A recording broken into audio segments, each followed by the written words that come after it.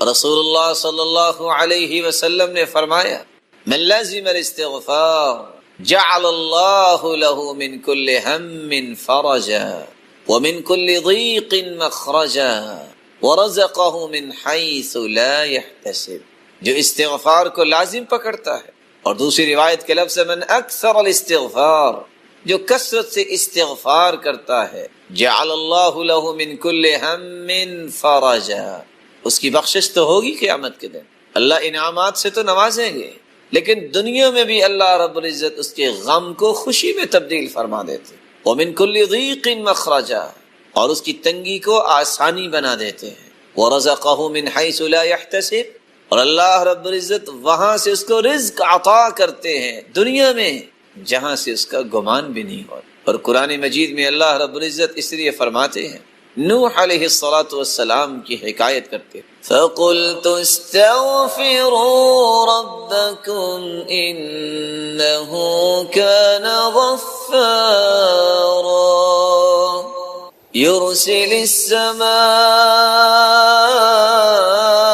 عَلَيْكُمْ مِدْرَارًا وَيُمْدِدْكُمْ بِأَمْوَالٍ وَبَنِينَ وَيَجْعَلْ لَكُمْ جَنَّاتٍ وَيَجْعَلْ لَكُمْ أَنْهَارًا مَا لَكُمْ لَا تَرْجُونَ لِلَّهِ وَقَارًا. تم استغفار کر لو، اللہ رب العزت تمہارے گناہوں کو معاف فرما دیں گے. یرسل السماء علیکم مدرارا، یہ پانی انسانی زندگی کا راز ہے. تم پہ موسلا دھار بارشیں اللہ برسائیں. ویمددکم باموال، تم مال و دولت کی قلت کی شکایت کرتے ہو، استغفار کر لو، اللہ رب العزت تمہیں مال و دولت میں فراوانی عطا فرمائیں. وبنین، تم اولاد کی نعمت کو ترستے ہو، استغفار کر لو، اللہ تمہیں اولاد کی نعمت سے نواز دیں گے. وَيَجْعَلْ لَكُمْ جَنَّاتٍ، تم پھلوں سے ترستے ہو، اللہ تمہیں باغات کا مالک بنا دے. وَيَجْعَلْ لَكُمْ أَنْهَارًا، تم پانی کی بوند بوند سے ترستے ہو، اللہ رب العزت تو تمہارے لیے نہریں جاری کر دیں گے، نہروں کا بندوبست فرما دیں گے. وَيَجْعَلْ لَكُمْ جَنَّاتٍ وَيَجْعَلْ لَكُمْ أَنْهَارًا مَا لَكُمْ لَا تَرْجُونَ لِلَّهِ وَقَارًا. اور تمہیں کیا ہو گیا ہے پھر بھی تم اللہ رب العزت کے وقار کو نہیں سمجھتے. ما لکم لا ترجون للہ وقارا. اور دوسری جگہ اللہ رب العزت فرماتے ہیں وَأَنِ اسْتَغْفِرُوا رَبَّكُمْ ثُمَّ تُوبُوا إِلَيْهِ يُمَتِّعْكُمْ مَتَاعًا حَسَنًا إِلَىٰ أَجَلٍ مُّسَمًّى. استغفار تم کر لو، جب تک زندہ رہو گے اللہ تمہیں سکون اور وقار کی زندگی نصیب فرما دے. استغفار کا فائدہ آخرت میں تو ہے لیکن دنیا بھی سنورتی. اور تیسری جگہ اللہ رب العزت فرماتے ہیں وَيَا قَوْمِ اسْتَغْفِرُوا رَبَّكُمْ ثُمَّ تُوبُوا إِلَيْهِ يُرْسِلِ السَّمَاءَ عَلَيْكُمْ مِدْرَارًا وَيَزِدْكُمْ قُوَّةً إِلَىٰ قُوَّتِكُمْ وَلَا تَتَوَلَّوْا مُجْرِمِينَ. اے میری قوم، اللہ رب العزت ہود علیہ السلام کی قوم کے متعلق حکایت کر رہے ہیں کہ اللہ کے پیارے پیغمبر نے کہا ہے میری قوم استغفار کر لو، اللہ تمہیں موسلا دھار بارشوں سے نواز دیں گے. وَيَزِدْكُمْ قُوَّةً إِلَىٰ قُوَّتِكُمْ، تم اگر کوئی کمزوری محسوس کرتے ہو تو تمہاری کمزوریوں کو اللہ قوتوں میں تبدیل فرما دیں گے. وَيَزِدْكُمْ قُوَّةً إِلَىٰ قُوَّتِكُمْ، کسی کے پاس مالی کمزوری ہے، خاندانی کمزوری ہے، ملی کمزوری ہے، ان تمام کمزوریوں کو اللہ رب العزت قوتوں میں تبدیل فرما دیں گے. جب انسان استغفار کرتا ہے تو یہ اس کو انعام ملتا ہے، اور یہ انعام دنیا میں ہی ملتا ہے، آخرت تو بہتر ہوگی. اللہ رب العزت ہمیں عبادت کا مقصد سمجھنے کی توفیق عطا فرمائے. اور یہ یقین کرنے کی توفیق عطا فرمائے کہ عبادت سے آخرت بھی بنتی ہے، اس سے دنیا بھی بنتی ہے۔ آپ صلی اللہ علیہ وآلہ وسلم نے سلام کے بعد بیٹھ کے ذکر کیا ہے۔ ان اذکار سے، ان دعاؤں سے فرار حاصل کرنا یہ اصل میں خسارے کا کام ہے، اور میری سمجھ سے باہر ہے کہ وہ بیچارے جن کو میں فکری مسکین ہی کہہ سکتا ہوں، اللہ تعالیٰ ان کے حال پہ رحم فرمائے، جو امت کو بجائے یہ ذکر سکھانے، یہ دعائیں سکھانے کے بعد، سلام پھیرنے کے بعد کچھ پڑھنے کی بجائے نہ جانے کیا پڑھتے ہیں، ہاتھ اٹھتے ہیں اللہم انت السلام و منک السلام و الیک یرجع السلام فحینا ربنا بالسلام کہہ کے چہرے پہ ہاتھ پھیر کے کہتے ہیں دعا بھی ہوگی، سب کچھ ہو کر لوگ چلے جاتے ہیں۔ جب تک بندہ اپنی جگہ پہ بیٹھ کے ذکر کرتا ہے، اتنے فرشتے آسمانوں سے اترتے ہیں حتی یملأ ما بین السماء والارض، زمین اور آسمان کا خلا فرشتوں سے بھر جاتا ہے، جو 3 دعائیں کرتے ہیں، یا اللہ اسے معاف کر دے، اس پہ رحمت فرما، اس کی توبہ کو قبول فرما۔ دیانت داری سے بتائیے، ایک نماز بندہ پڑھے، اپنی جگہ پہ بیٹھا ذکر کر رہا ہے جو اللہ کے رسول نے سکھائے ہیں، اگر اس کی بخشش ہو جائے، اس میں رحمت کا نزول ہو جائے، اس کی توبہ قبول ہو جائے، تو اس سے بڑا بھی کہ دنیا میں خوش نصیب ہے۔ اس لیے میرے معزز، میرے محترم، ان دعاؤں کو یاد کیجئے، ان اذکار کو یاد کیجئے۔ سلام کہنے کے بعد ہمیں کیا کرنا چاہیے؟ رسول اللہ صلی اللہ علیہ وسلم کے صحابی عبداللہ ابن عباس رضی اللہ تعالیٰ عنہ سے مروی ہے اور فرماتے ہیں كنا نعرف انقضاء صلاة النبی صلی اللہ علیہ وسلم بالتکبیر، جب نماز ختم ہوتی تو ہمیں پتہ چل جاتا، کیسے؟ صحابہ کرام کہتے اللہ اکبر۔ پتہ کیسے چلتا کہ نماز ختم ہو گئی ہے؟ سلام کہنے کے بعد اللہ اکبر الفاظ بولتے ہیں، تکبیر۔ اللہ اکبر کہنے کے بعد رسول اللہ صلی اللہ علیہ وسلم جب سلام پھیرتے استغفر ثلاثا، 3 مرتبہ استغفر اللہ استغفر اللہ استغفر اللہ کہتے، وقال اور پھر یہ کہتے اللہم انت السلام ومنک السلام تبارکت یا ذا الجلال والاکرام۔ ان الفاظ کو بھی ادا کیا کرتے۔ رسول اللہ صلی اللہ علیہ وآلہ وسلم نے معاذ بن جبل کو یہ دعا بھی سکھائی جو بڑی ہی آسان اور بڑی ہی خوبصورت دعا ہے، اللہم اعنی علی ذکرک وشکرک وحسن عبادتک۔ یہ کتنی خوبصورت دعا ہے، اے اللہ میری مدد فرما، اعنی علی ذکرک میں تیرا ذکر کروں، وشکرک میں تیرا شکر ادا کروں، وحسن عبادتک اے اللہ میں تیری خوبصورت عبادت کروں، اس پہ میری مدد فرما۔ اور مغیرہ بن شعبہ رضی اللہ تعالیٰ عنہ بیان کرتے ہیں اللہ کے رسول صلی اللہ علیہ وسلم نماز کے بعد یہ دعا بھی پڑھا کرتے، لا الہ الا اللہ وحدہ لا شریک لہ، لہ الملک ولہ الحمد وہو علی کل شیء قدیر، اللہم لا مانع لما اعطیت ولا معطی لما منعت ولا ينفع ذا الجد منک الجد۔ لا الہ الا اللہ، اللہ کے سوا کوئی عبادت کے لائق نہیں، وحدہ لا شریک ہیں، ساری بادشاہی اسی کے ہاتھ میں ہے، ساری تعریفیں اسی کے لیے ہیں، وہی ہر چیز پہ قادر ہے۔ اللہ جس سے تو روک لے کوئی دے نہیں سکتا، اللہ جسے تو عطا کر دے اسے کوئی روک نہیں سکتا۔ اے اللہ تیری ہی بادشاہت ہے، الہ العالمین، لا ينفع ذا الجد منک الجد، کوئی بڑے سے بڑا ہو اس کا بڑا ہونا کوئی فائدہ نہیں دے سکتا جب تک تیرا فیصلہ نہ ہو۔ ابو زبیر رضی اللہ تعالیٰ عنہ فرماتے ہیں ہر نماز کے بعد عبداللہ ابن زبیر رضی اللہ تعالیٰ عنہ سلام پھیرنے کے بعد یہ دعا پڑھا کرتے اور ساتھ یہ کہتے کہ اللہ کے رسول صلی اللہ علیہ وسلم بھی نماز کے بعد یہ دعا پڑھا کرتے تھے، لا الہ الا اللہ وحدہ لا شریک لہ، لہ الملک ولہ الحمد وہو علی کل شیء قدیر، لا حول ولا قوة الا باللہ، لا الہ الا اللہ ولا نعبد الا ایاہ، لہ النعمة ولہ الفضل ولہ الثناء الحسن، لا الہ الا اللہ مخلصین لہ الدین ولو کرہ الکافرون۔ جناب ابو امامہ رضی اللہ تعالی عنہ سے روایت ہے رسول اللہ صلی اللہ علیہ وسلم نے فرمایا جو فرض نماز کے بعد آیت الکرسی پڑھ لیتا ہے اس کے اور جنت کے درمیان صرف موت کا پردہ حائل ہے، تو آیت الکرسی بھی پڑھنی چاہیے۔ اور کعب بن عجرہ رضی اللہ تعالی عنہ روایت کرتے ہیں معقبات لا يخيب قائلهن، کچھ ایسے کلمات جن کے کہنے والا کبھی بھی اس کا نقصان نہیں ہوگا، اور وہ کون سے کلمات ہیں؟ ثلاث و ثلاثون تسبیحہ، 33 مرتبہ سبحان اللہ، و ثلاث و ثلاثون تحمیدہ، 33 مرتبہ الحمدللہ، و اربع و ثلاثون تکبیرہ، 34 مرتبہ اللہ اکبر۔ یہ کلمات جو کہہ دیتا ہے کبھی بھی وہ نقصان نہیں اٹھائے گا۔ اور دوسری روایت کے الفاظ ہیں کہ اگر آپ 33 مرتبہ سبحان اللہ، 33 مرتبہ الحمدللہ، 33 مرتبہ اللہ اکبر کہیں، یہ ہو جائیں گے 99، اور 100 پورا کرتے وقت یہ کہیں لا الہ الا اللہ وحدہ لا شریک لہ، لہ الملک و لہ الحمد وہو علی کل شیء قدیر۔ صحیح مسلم کی روایت ہے 1351۔ تو جتنے بھی انسان کے گناہ ہوں گے اللہ ذوالجلال اس کو معاف فرما دیتے ہیں۔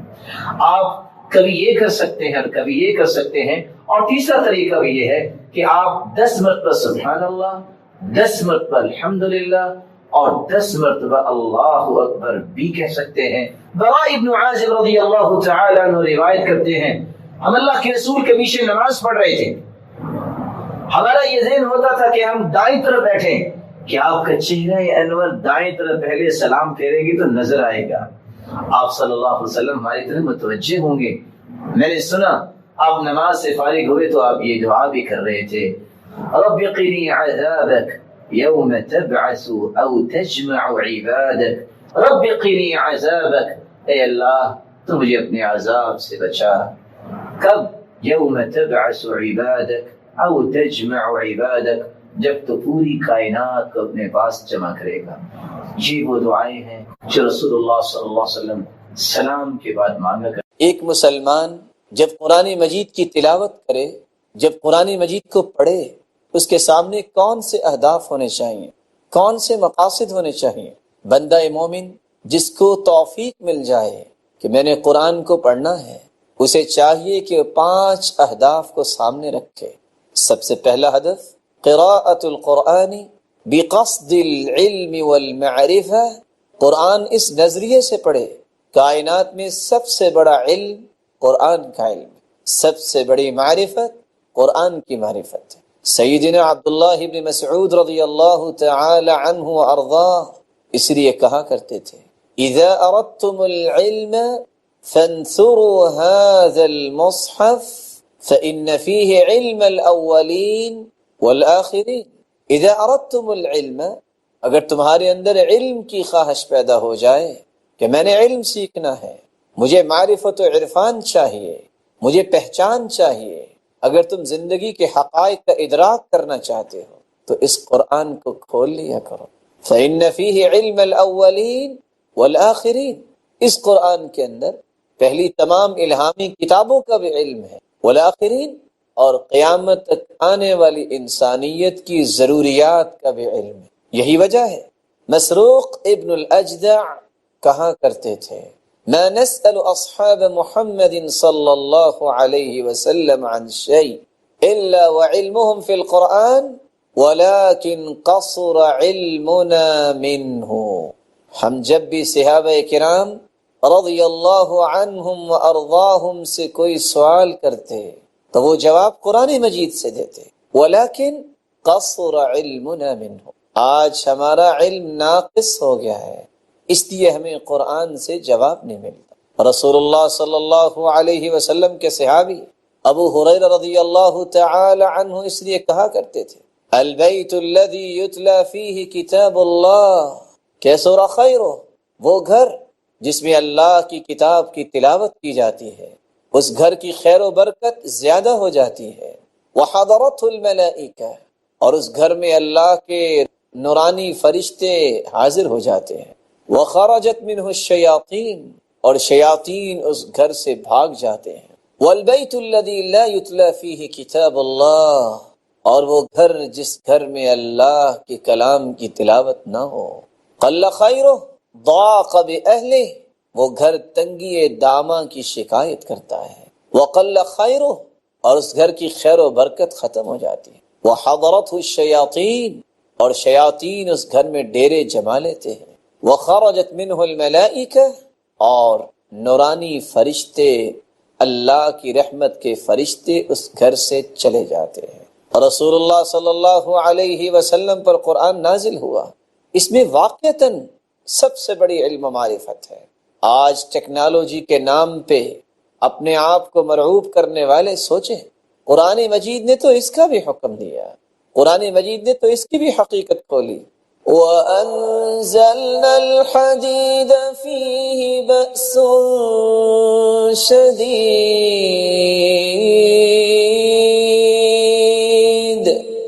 وَمَنَافِعُ لِلنَّاسِ۔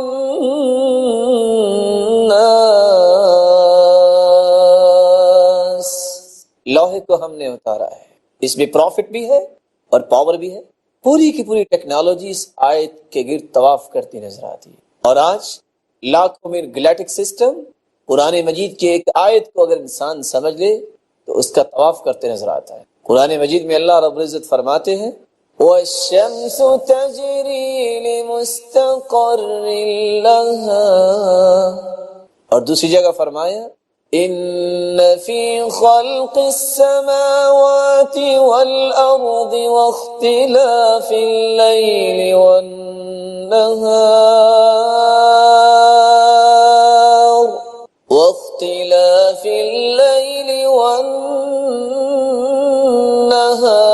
لَآيَاتٍ لِأُولِي الْأَلْبَابِ۔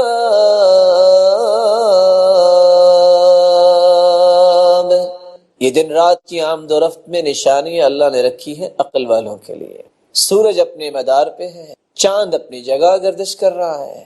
ستاروں کے بارے میں اللہ رب العزت فرماتے ہیں کل فی فلک یسبحون، ہر چیز کو جو اللہ نے نظام دے رکھا ہے اس نظام کے تحت وہ چل رہی ہے۔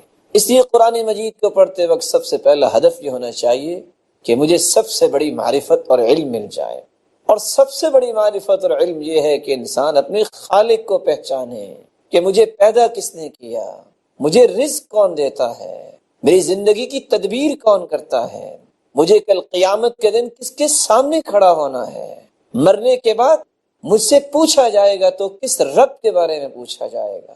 یہ علم ملتا ہے تو انسان کو قرآن سے ملتا ہے، یہ معرفت ملتی ہے تو قرآن پڑھنے سے ملتی ہے۔ قرآن مجید پڑھنے کا دوسرا ہدف قراءۃ القرآن بقصد الثواب والاجر، اس نیت سے قرآن پڑھا جائے کہ اس کے پڑھنے سے بہت بڑا اجر ملتا ہے، بہت بڑا ثواب ملتا ہے، انسان کے درجات بلند ہوتے ہیں اور انسان قیامت کے دن جنت کی پروازوں میں نظر آئے گا تو اس قرآن کی تلاوت کی وجہ سے۔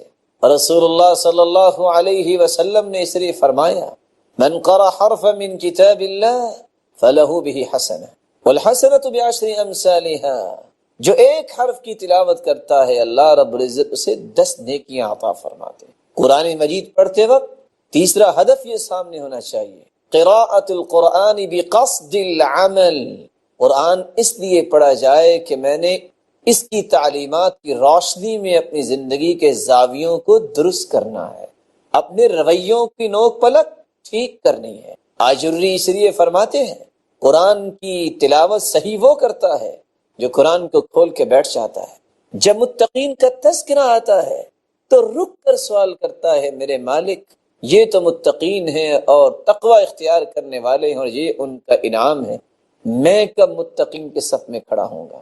فائزین کا تذکرہ آتا ہے تو کہتا ہے میرے مالک میں کب کامیاب لوگوں میں شامل ہوں گا۔ صابرین کا تذکرہ آتا ہے تو رک کر سوال کرتا ہے متى اکون من الصابرین، متى اکون من المتقین، متى اکون من الفائزین، میں کب صبر کرنے والوں کے صف میں کھڑا ہوں گا۔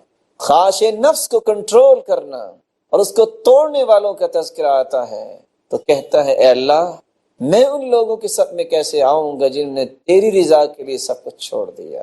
رسول اللہ صلی اللہ علیہ وسلم نے تو اس قرآن کے ذریعے ہی تبدیلی پیدا کی۔ اور حسن بصری رحمت اللہ علیہ کہا کرتے تھے امر الناس ان يعملوا بالقرآن، لوگوں کو حکم دیا گیا کہ وہ قرآن پڑھیں اور قرآن پہ عمل کریں، فاتخذوا تلاوته عملا، انہوں نے اس کی تلاوت کو ہی عمل سمجھ لیا۔ اللہ رب العزت ہمیں قرآن مجید کو علم و معرفت کے لیے اور عمل کے لیے پڑھنے کی توفیق عطا فرمائے۔ قرآن مجید کو پڑھا جائے تو عمل کے لیے پڑھا جائے، جو کہ صحابہ کرام رضوان اللہ تعالی علیہم اجمعین کا معمول یہ تھا۔ عثمان رضی اللہ تعالی عنہ فرماتے ہیں كان اذا تعلم احد منا 10 آیات لم يجاوزهن حتى يعرف معانيهن والعمل بهن۔ ہم میں سے ہر شخص جب 10 آیتیں سیکھ لیتا اس وقت تک 11ویں آیت نہ پڑھتا جب تک ان 10 آیات کے مفاہیم کو نہ سمجھ لیتا اور اس کے مطابق عمل نہ کر لیتا۔ كنا نتعلم العلم والعمل معا، ہم علم بھی سیکھتے اور عمل بھی سیکھتے۔ قرآن مجید پڑھنے کا چوتھا ہدف قراءۃ القرآن بقصد مناجات اللہ سبحانہ وتعالی۔ قرآن پڑھا جائے تو اس نظریے سے کہ میں اپنے رب سے ہم کلام ہونے لگا ہوں، میں اپنے مالک سے مناجات کرنے لگا ہوں۔ رسول اللہ صلی اللہ علیہ وسلم قرآن ایسے ہی پڑھا کرتے تھے۔ یہ وصف کسی کو سمجھ میں آ جائے تو پھر قرآن کی لذتیں کچھ اور ہوتی ہیں، قرآن کی حلاوتیں پھر اس کو نصیب ہو جاتی ہیں۔ ایک ایک آیت پہ راتیں گزر جاتی ہیں، کیسے رسول اللہ صلی اللہ علیہ وسلم نے ایک آیت پہ رات گزار دی۔ ان تعذبهم فإنهم عبادك وإن تغفر لهم فإنك أنت العزيز الحكيم۔ اے میرے مالک، اگر تو اپنی مخلوق کو عذاب دے تو یہ تیرے بندے ہیں اور تجھے کوئی پوچھنے والا تو نہیں ہے، اور اگر تو ان کو معاف کر دے تو میرے مالک تو معاف تو کر سکتا ہے، تو نے کسی سے مشورہ تو نہیں کرنا۔ کس طرح صحابہ کرام کی زندگیوں میں بھی یہ چیز تھی، قرآن مجید کی ایک ایک آیت پہ رات گزار دیتے ہیں۔ کس طرح اسماء رضی اللہ تعالی عنہ ایک آیت کو بار بار پڑھ رہی ہیں۔ راوی روایت کرتے ہیں عشاء کی نماز پڑھنے کے بعد میں آیا اور وہ اللہ کے سامنے کھڑی ہے اور یہ آیت پڑھ رہی ہے فَمَنَّ اللَّهُ عَلَيْنَا وَوَقَانَا عَذَابَ السَّمُومِ۔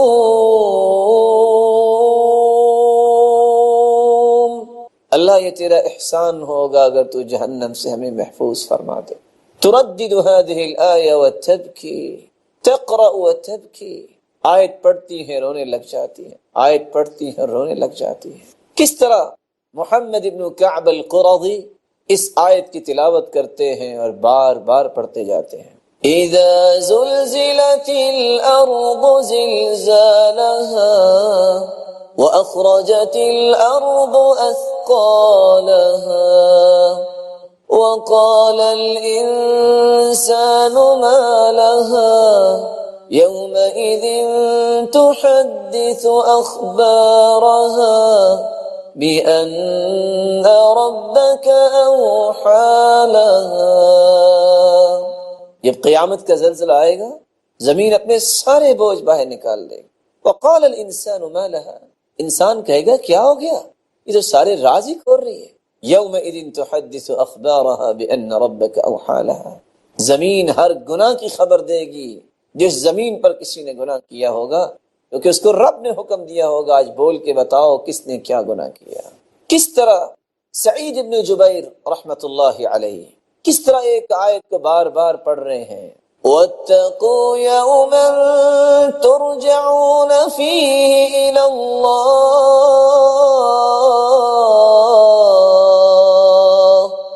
ثُمَّ تُوَفَّى كُلُّ نَفْسٍ مَا كَسَبَتْ وَهُمْ لَا يُظْلَمُونَ۔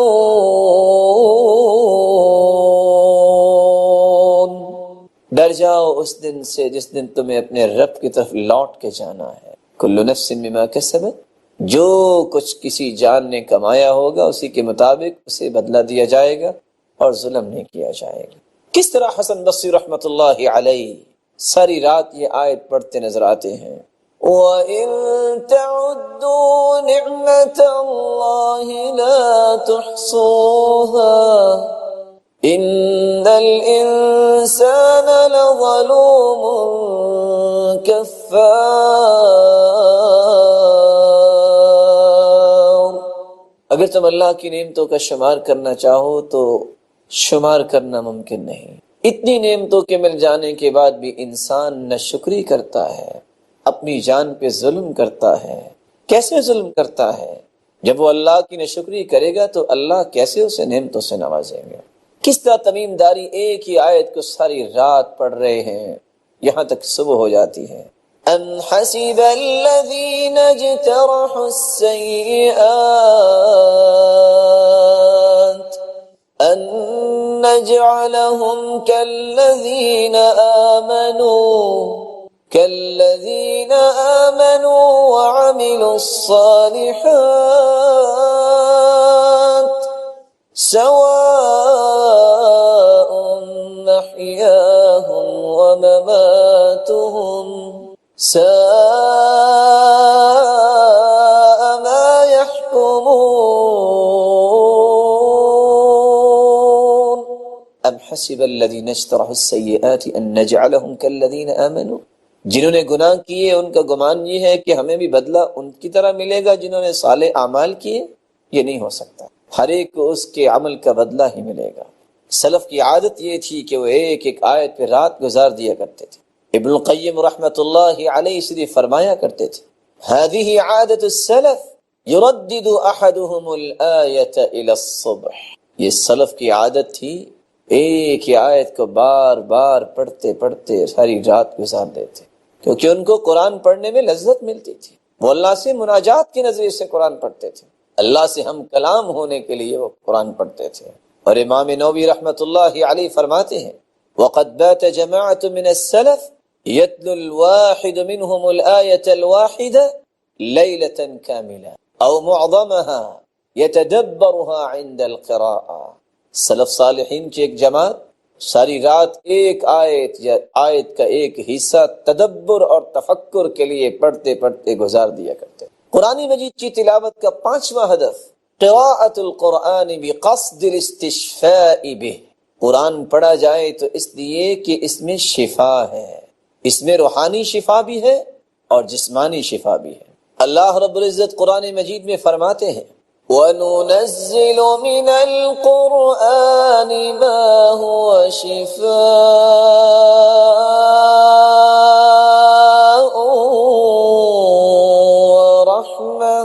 وَرَحْمَةٌ لِّلْمُؤْمِنِينَ وَلَا يَزِيدُ الظَّالِمِينَ إِلَّا خَسَارًا، ہم نے قرآن کو شفا بنا کے نازل کیا ہے، رحمت بنا کے نازل کیا ہے۔ اور دوسری جگہ فرمایا فیہ شفاء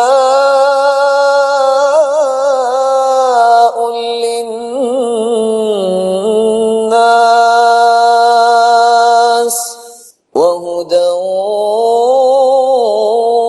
ورحمہ، اس قرآن میں شفا ہے اور ہدایت ہے اور رحمت ہے۔ اور تیسری جگہ فرمایا قل هو للذین آمنوا ہدی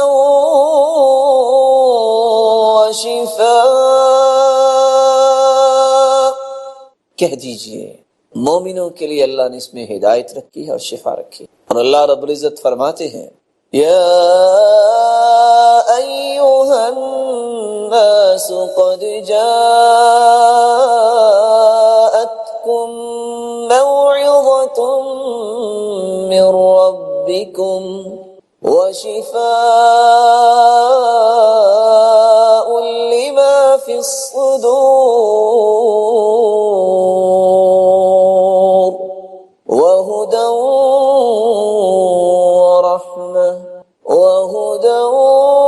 ورحمۃ للمؤمنین۔ اے لوگو، اللہ کی طرف سے خوبصورت نصیحت آئی ہے اور شفا ہے، سینے کی روگ کو ختم کرنے والی ہے یہ کتاب۔ جسمانی بیماریاں، روحانی بیماریاں اور دلوں کا روگ اس قرآن سے ختم ہوتا ہے۔ وَهُدًى وَرَحْمَةٌ لِّلْمُؤْمِنِينَ، اللہ تعالیٰ نے مومنوں کے لیے اس کو ہدایت بنایا ہے اور رحمت بنایا ہے۔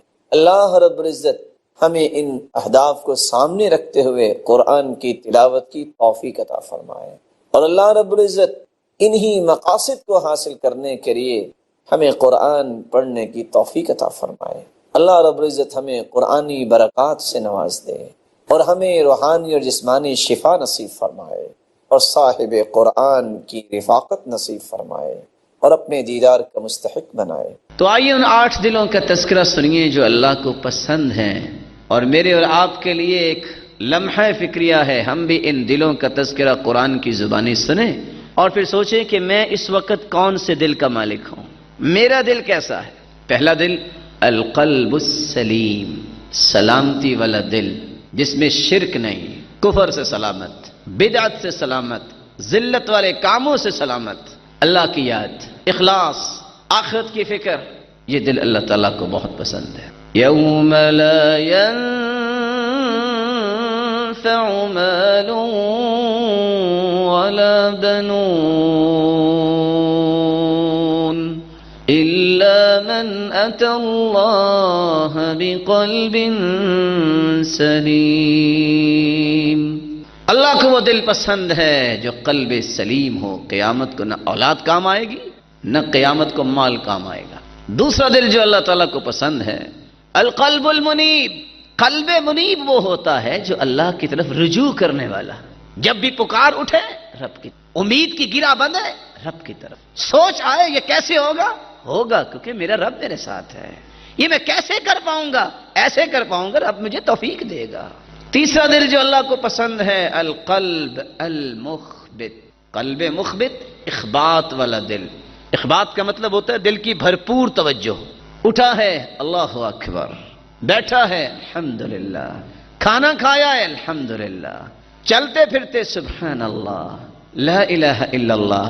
اس کی زبان کی عادت یہ بن گئی ہے کہ وہ اللہ کا ذکر کرنے کے بغیر اس کو چین ہی نہیں آتا۔ میرے معزز بھائیوں، یہ قلبی کیفیات بنتی ہیں تو اس کے بھی کچھ اصول ہیں۔ اپنی زندگی کو دوبارہ سے ری شیڈول کرو، صبح سے لے کے 24 گھنٹے کا شیڈول بناؤ، اس وقت میں نے اٹھنا ہے، اس وقت میں نے پڑھنا ہے، میرے 20 یار آ جائے میرے دروازے پہ، میں بوٹ کی نوک پہ رکھتا ہوں جو مجھے نماز لیٹ کرتا ہے، میرے 25 پارٹنر آ جائیں، مجھے کوئی پرواہ نہیں ان کی، جس کے ساتھ چلنے سے میری نماز چلی جائے، میرا قرآن نہ پڑھا جائے، دین میرا مہم ہے، میری زندگی ہے تو عبادت ہے، میں کسی مال کو کچھ نہیں سمجھتا۔ امام زہری کہا کرتے تھے یہ مال عندی کبارہ، جس طرح جانور کا فضلہ ہوتا ہے اس سے بڑی میں اس کی قیمت سمجھتا ہی کو نہیں ہوں، اتنا کمال ان کا دل تھا۔ آج انسان کی یہ سوچ ختم ہو گئی ہے، بھرپور توجہ کیوں نہیں ہوتی؟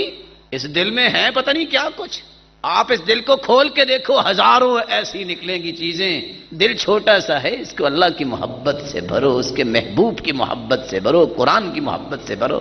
یہی وجہ ہے کہ ہزاروں چیزیں رکھنے کے باوجود بھی چین نہیں ہے، کوئی گلیوں میں دھکے کھا رہا ہے، کوئی بازاروں میں دھکے کھا رہا ہے، اور جھوٹے اور امیٹیشن دل بنا کے ایک دوسرے کو گفٹ دیے جا رہے ہیں، چین پھر بھی نہیں ملتا۔ چوتھا دل جو اللہ کو پسند ہے القلب الوجل، ایسا دل جس میں اللہ کا خوف ہے، وہ کانپتا ہی رہتا ہے، جب بھی دیکھو رو رہا ہے، جب بھی دیکھو پریشان ہے، کس بات پہ؟ والذین یؤتون ما آتوا وقلوبهم وجلة انہم الی ربهم راجعون۔ کچھ لوگ کانپتے پھرتے ہیں، ان کو خوف کیا ہے؟ اللہ کے پاس جانا ہے، کس منہ سے جاؤں گا؟ میں اللہ کے سامنے کیسے پیش ہوں گا؟ میں نے کیا کیا ہے؟ سیدہ عائشہ رضی اللہ تعالی عنہ نے پوچھا اللہ کی رسول یہ چور ہوں گے، یہ شرابیوں کی بات ہو رہی ہے، یہ زانیوں کی بات ہو رہی ہے؟ کہا عائشہ نہیں، یہ تہجد گزاروں کی بات ہو رہی ہے اور صدقہ زکوٰۃ دینے والوں کی، کہ وہ روتے اس بات پہ ہیں نہ جانے یہ نذرانہ عبادت اللہ کی بارگاہ میں قبول بھی ہوگا کہ نہیں ہوگا۔ ان کو یہ خوف، کیسا خوف؟ عمر رضی اللہ تعالیٰ عنہ جیسا بہادر لیکن زمین پہ بیٹھا روئی جا رہے ہیں، روئی جا رہے ہیں، کہتے ہیں یا لیتنی کنت تبنا، کاش میں ایک دھاگا ہوتا میرا کل کو حساب نہ ہوتا، کاش میری ماں نے مجھے جنا نہ ہوتا، میں کل قیامت کو حساب کیسے دوں گا؟ وہ عائشہ جس جیسی پاک دامن اللہ نے پیدا ہی نہیں کی، ہاتھ میں درخت کا پتا ہے۔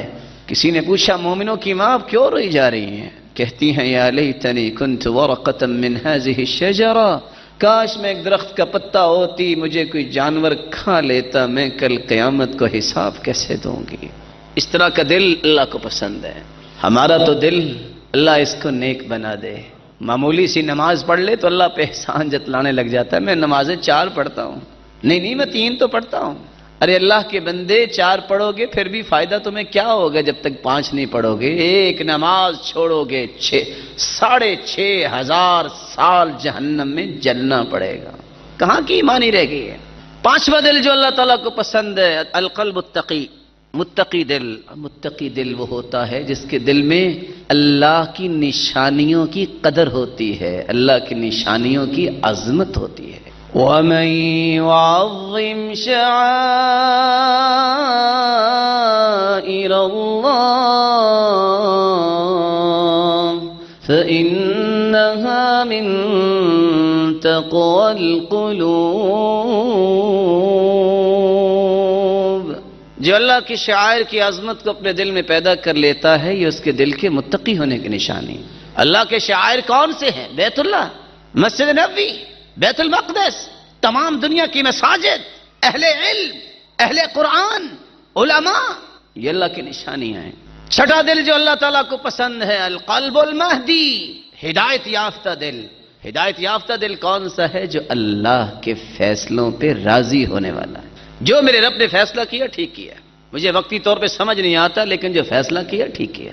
اور جو رب کے فیصلے ہیں اس سے پیارے فیصلے ہو ہی نہیں سکتے. قرآن مجید میں اللہ رب العزت فرماتے ہیں وَمَن يُؤْمِن بِاللَّهِ يَهْدِ قَلْبَهُ وَاللَّهُ بِكُلِّ شَيْءٍ عَلِيمٌ.